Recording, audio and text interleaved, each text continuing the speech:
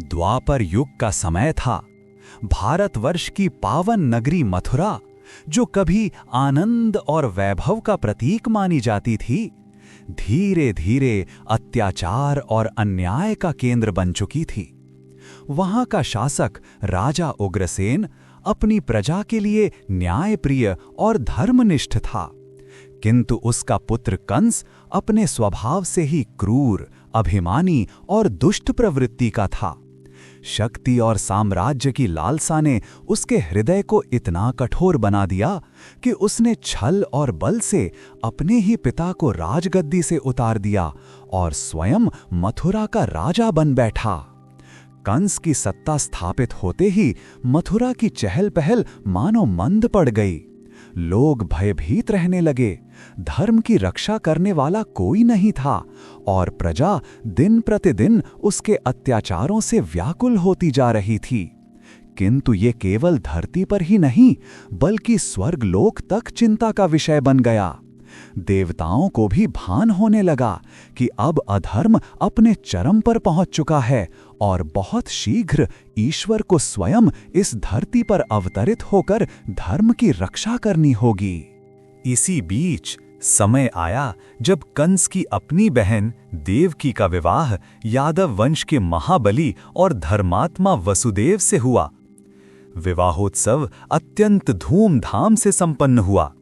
स्वयं कंस अपनी प्रिय बहन के प्रति अगाध स्नेह रखता था, इसलिए विवाह के बाद वह बड़े आनंद और गौरव से अपनी बहन और बहनोई को रथ में बिठाकर स्वयं सारथी बनकर ले जा रहा था।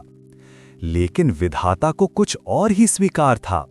जैसे ही रथ मथुरा से बाहर निकला, आकाश में गूंज उठी एक अद्भुत और गंभीर वाणी। वह आकाशवाणी स्पष्ट और दृढ़ स्वर में कह रही थी, हे कंस, जिस देवकी को तू इतने प्रेम से विदा कर रहा है, उसी के गर्भ से उत्पन्न होने वाला 8वां पुत्र तेरा संहार करेगा। यह वाणी सुनते ही कंस का हृदय स्नेह से भय और क्रोध में परिवर्तित हो गया। उसके चेहरे का तेज बदल गया, आंखों में क्रूरता भर आई और वह क्षण भर भी विचार न कर सका। तुरंत उसने अपनी तलवार म्यान से निकाली और अपनी ही बहन देवकी का वध करने को तत्पर हो उठा।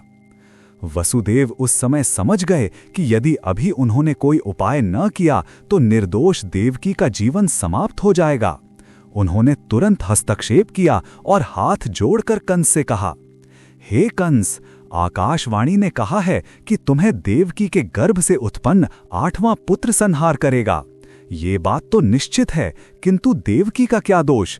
तुम क्यों एक निर्दोष स्त्री की हत्या कर पाप के भागी बनते हो? मैं प्रतिज्ञा करता हूं कि देवकी के गर्भ से जो भी संतान उत्पन्न होगी उसे मैं तुम्हारे हाथों सौंप दूंगा। तुम निश्चिंत रहो। कंस ने कुछ देर सोचा और वसुदेव के वचनों को स्वीकार कर लिया। उसने देवकी की हत्या नहीं की, किंतु दोनों को लोहे की सलाखों से बनी एक कठोर कारागार में बंद कर दिया, जहां निरंतर पहरेदार तैनात रहते। अब देवकी और वसुदेव का जीवन कैद में कटने लगा। वे दोनों धर्मपरायण, शांत और सहनशील थे, किंतु जो परीक्षा उनके लिए नियत थी वो असहनीय थी। देवकी के गर्भ से एक एक कर 6 संतानें उत्पन्न हुईं। प्रत्येक संतान के जन्म पर क्षण भर के लिए माता पिता का हृदय उल्लास से भर उठता, लेकिन कंस की क्रूरता उन्हें बार बार तोड़ देती। जैसे ही कोई बालक जन्म लेता, वैसे ही कंस दौड़कर आता और नवजात शिशु को अपनी बाहों में उठाकर निर्ममता से पत्थर पर पटक देता। माता पिता की आंखों के सामने उनकी संतानें प्राणहीन हो जातीं। ये पीड़ा इतनी गहरी थी कि देवकी का हृदय बार बार टूटता रहा, परंतु उन्होंने धैर्य नहीं छोड़ा। वसुदेव हर बार उन्हें सांत्वना देते और कहते, देवी, ये सब नियति का विधान है। हमें विश्वास रखना होगा कि भगवान हमें इस कष्ट से मुक्ति अवश्य दिलाएंगे। जब 7वें गर्भ का समय आया, तब देवताओं ने एक अद्भुत लीला की। भगवान शेषनाग ने योग माया के प्रभाव से उस गर्भ को देवकी से निकालकर वसुदेव की दूसरी पत्नी रोहिणी के गर्भ में स्थानांतरित कर दिया, जो उस समय गोकुल में नंद बाबा के आश्रय में निवास कर रही थीं। लोगों को ये भ्रम हो गया कि देवकी का गर्भपात हो गया है, किंतु वस्तुतः ये भगवान की योजना थी। यही बालक आगे चलकर बलराम के रूप में प्रकट हुए, जो श्री कृष्ण के अग्रज और सहायक बने। अब वो क्षण निकट आ रहा था, जिसका इंतजार ब्रह्मांड कर रहा था। देवकी गर्भवती हुई, और ये कोई साधारण गर्भ नहीं था। स्वयं भगवान विष्णु ने इस गर्भ में अवतार लिया। देवकी का चेहरा तेजोमय हो उठा। उनकी आंखों से अलौकिक आभा निकलती थी। कारागार का अंधकार भी उनके मुखमंडल की आभा को छुपा नहीं पाता था। जब कंस ने ये देखा तो उसका भय और भी बढ़ गया। उसे बार बार लगता कि अवश्य ही ये वही गर्भ है जिसका संकेत आकाशवाणी ने दिया था। और अंततः समय आ गया। भाद्रपद मास की कृष्ण पक्ष की अष्टमी की मध्य रात्रि। संपूर्ण नगर गहरी नींद में था।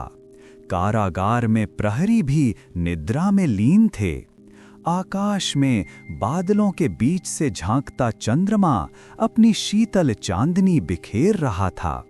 वातावरण में एक रहस्यमयी शांति छाई थी, मानो पूरा जगत किसी महान घटना के घटित होने की प्रतीक्षा कर रहा हो। देवकी को प्रसव पीड़ा हुई और उसी क्षण कारागार की कोठरी प्रकाश से भर उठी। उस तेज से दीवारें चमक उठीं, लोहे की जंजीरें दमकने लगीं और वसुदेव तथा देवकी विस्मय से भर उठे। देवकी की गोद में प्रकट हुए स्वयं भगवान विष्णु, 4 भुजाओं वाले स्वरूप में। उनके हाथों में शंख, चक्र, गदा और कमल थे। वक्ष स्थल पर श्री वत्स का चिन्ह शोभायमान था। गले में कौस्तुभ मणि जगमगा रही थी और पीतांबर वस्त्र उनकी दिव्यता को और भी उजागर कर रहे थे। माता पिता विस्मित रह गए। उन्होंने हाथ जोड़कर वंदना की।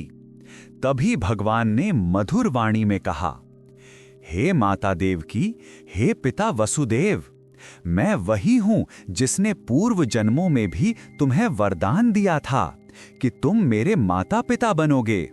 आज मैंने वचन निभाया है। मैं इस धरती पर अवतरित हुआ हूं ताकि धर्म की स्थापना कर सकूं, अधर्म का नाश कर सकूं और भक्तों की रक्षा कर सकूं। अब तुम मेरा यह दिव्य रूप नहीं देख पाओगे। मैं साधारण शिशु का रूप धारण करूंगा। वसुदेव, तुम मुझे अभी इसी समय गोकुल ले जाकर नंद बाबा के घर छोड़ाओ। वहां की यशोदा मेरी माता बनेगी। उनके यहाँ भी एक कन्या का जन्म हुआ है, उसे तुम यहाँ ले आओ। यही भगवान की योजना है और इसी प्रकार यह अवतार पूर्ण होगा। इतना कहकर भगवान ने अपना चतुर्भुज रूप त्याग दिया और एक सामान्य बालक के रूप में प्रकट हुए। उनका रूप इतना मनमोहक था कि अंधकार में भी मानो दीपक प्रज्वलित हो उठा हो। ये था श्री कृष्ण चरित्र का पहला एपिसोड, मथुरा की कारागार में भगवान श्री कृष्ण का जन्म।